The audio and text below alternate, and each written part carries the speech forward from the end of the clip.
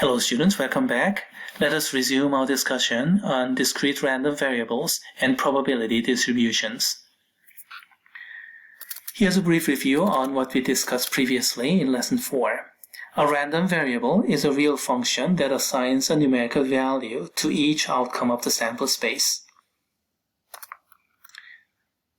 Now, if this random variable takes a discrete set of values, such as all the integers or all the even numbers or anything like that, any discrete set or any finite set, in that case we say this random variable is discrete.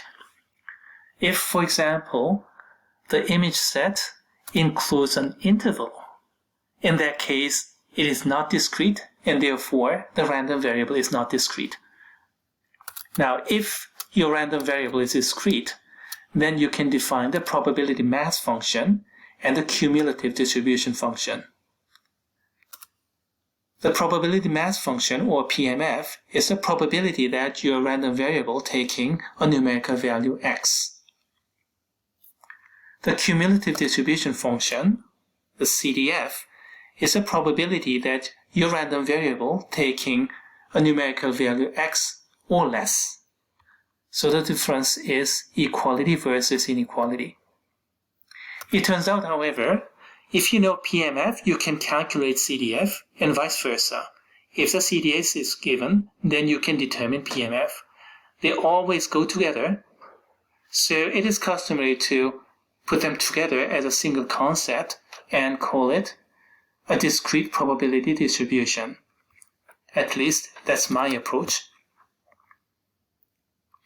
Now, if you have a probability distribution, then you can define the expected value, multiply the payoff value and the associated probability, and then add them all up.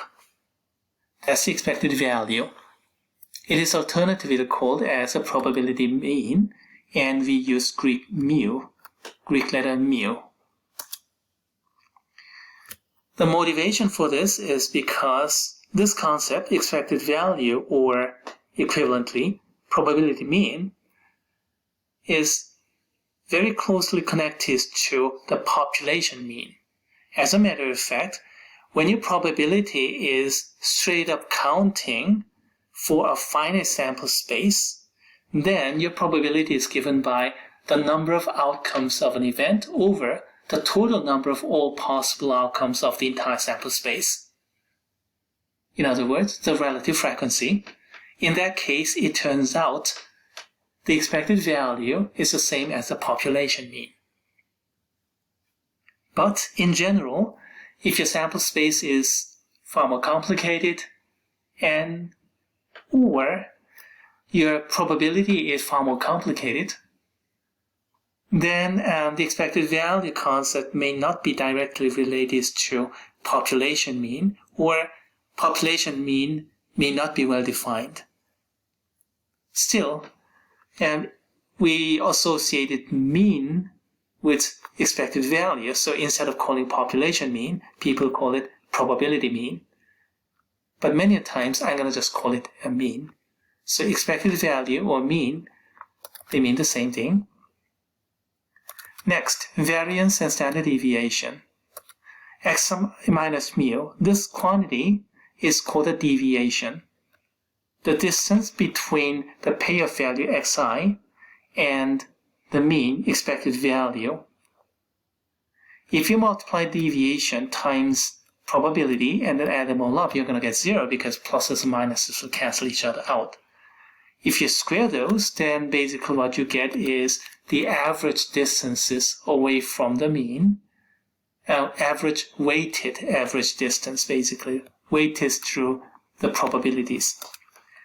So if this quantity is big, that means overall deviation is big, square deviation is big, so more dispersion, more spread out. And then if this quantity is small, that means this quantity is in general small, so more concentration toward the expected value. Okay, that was a quick review, and let's go to section 2. And this time we are going to start from the expected value concept, but we are going to dig a little bit deeper theoretically. Here's a reminder. the definition of the expected value. Now, what if you have a different expected value, different random variable, say expected value of y? If this random variable is completely unrelated to previous random variable x, then it'll have its own outcomes, payoffs, y1, y2, y3, and so on, and its own probabilities or probability masses, q1, q2, q3, and so on. I cannot use the same x or p values because they are no longer related. They are unrelated. So let me change all these characters.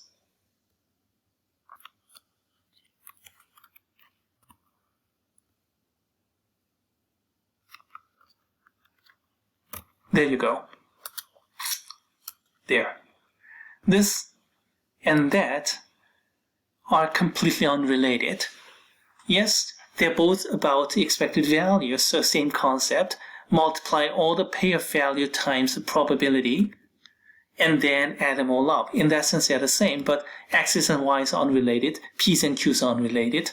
Even those indices are unrelated. For example, this may have 5,000 different payoff values, and of course, probabilities are p1 through p5000, and this one may be just 3000, y1 through y3000, q1 through q3000. They may not be related. But in a special case, when they are related, associated through a composite function, in that case, you don't really have to re-establish all the probability mass functions and then do everything here.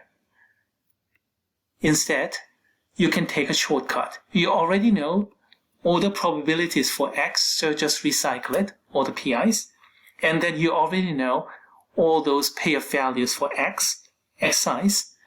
Simply take h of xi's, that function. Here's an example here.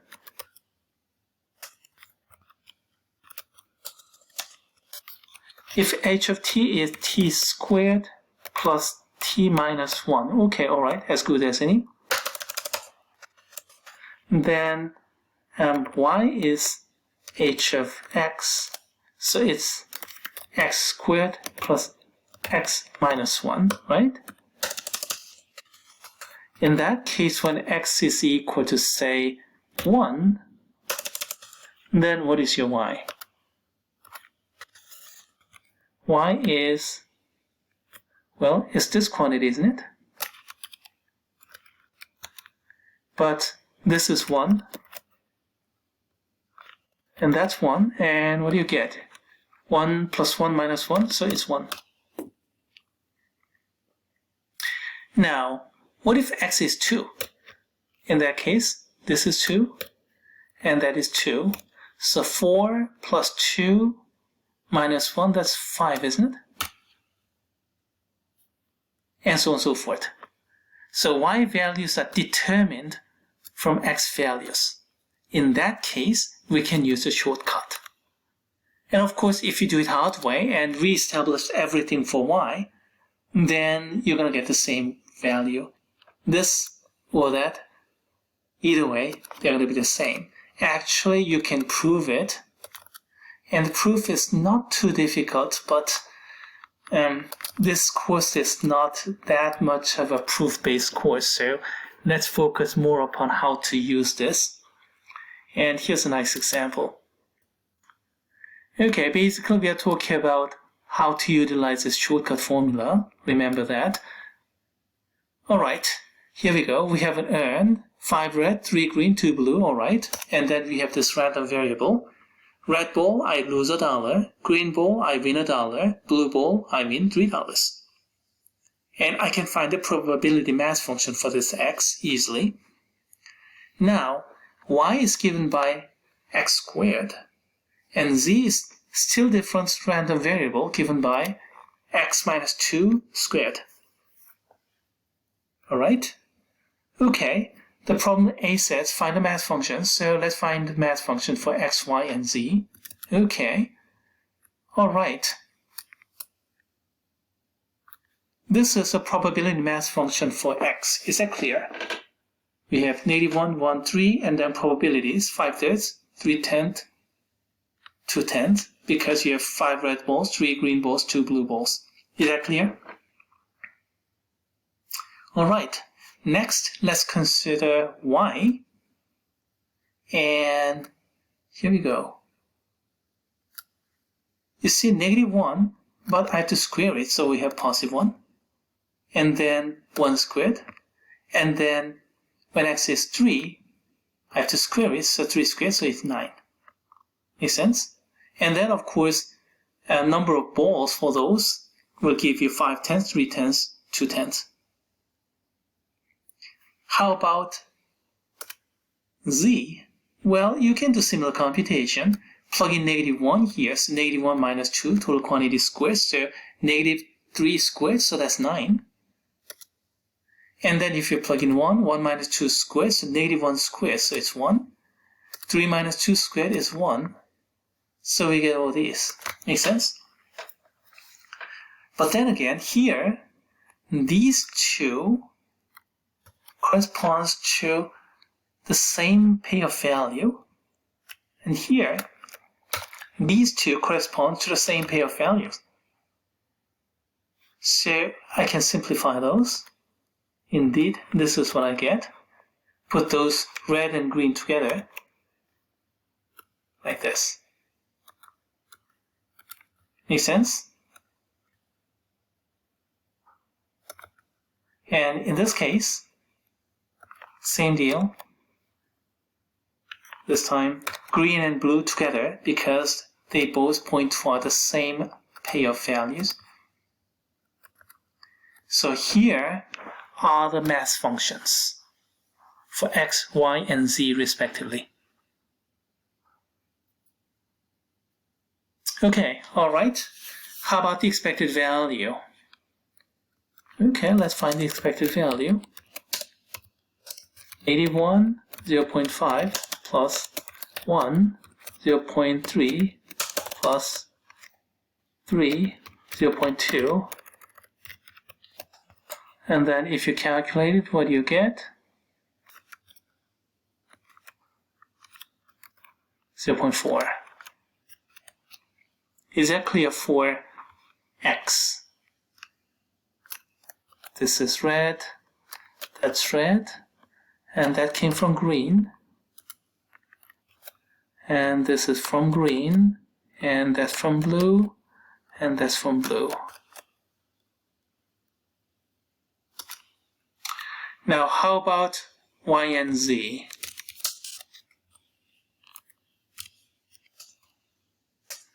One times 0.8 plus 9 times 0.2.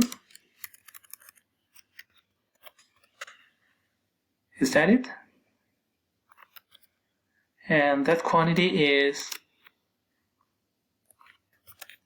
2.6. And this came from brown. That is either red or green. And then this is blue. How about z? Equally as easy. 9 times 0.5 plus 1 times 0.5, isn't it? That came from red. And then this one came from purple, which is either blue or green.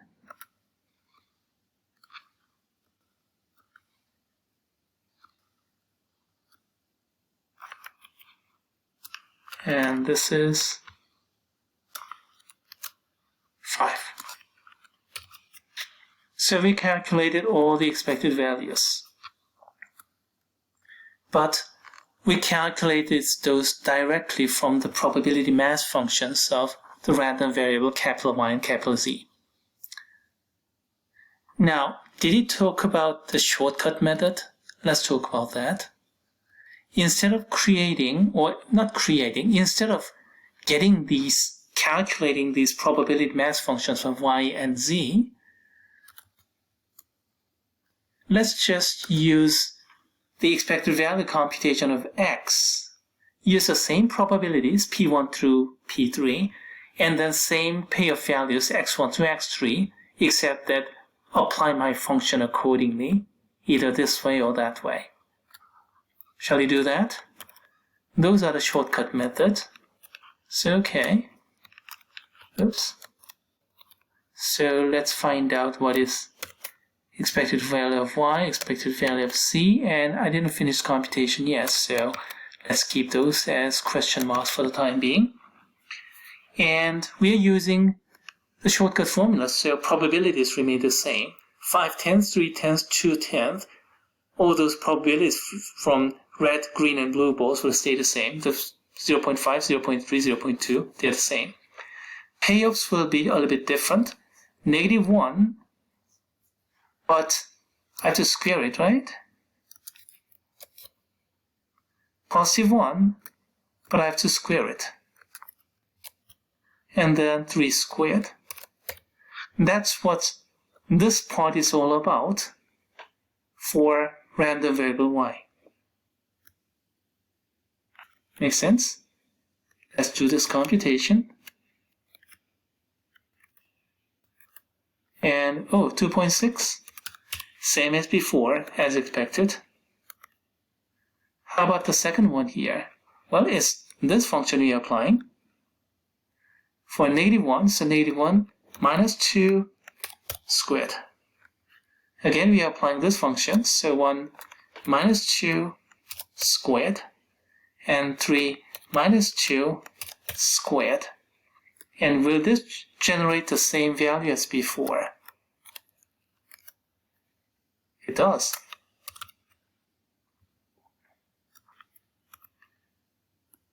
Compare this with that, this, and that.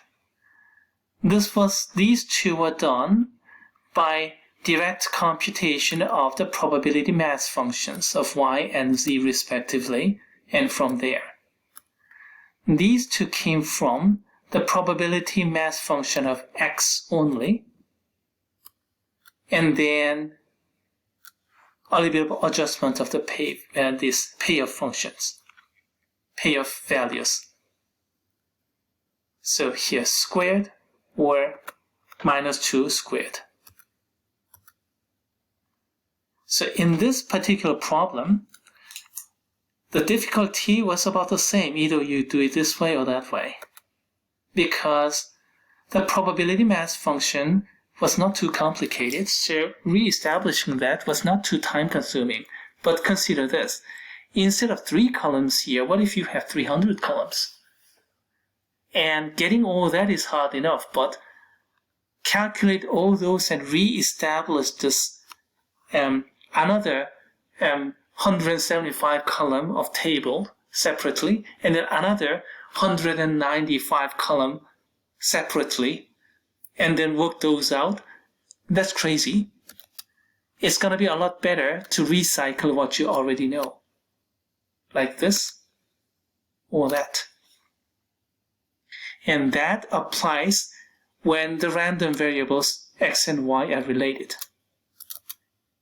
When y is given by an expression of x. In that case, yes, it works. When y is given by a composite random variable, then it works. But if they're completely unrelated, then you can't do it this way. Now we are going to talk about more application of this, especially toward the variance and standard deviation. Stay tuned.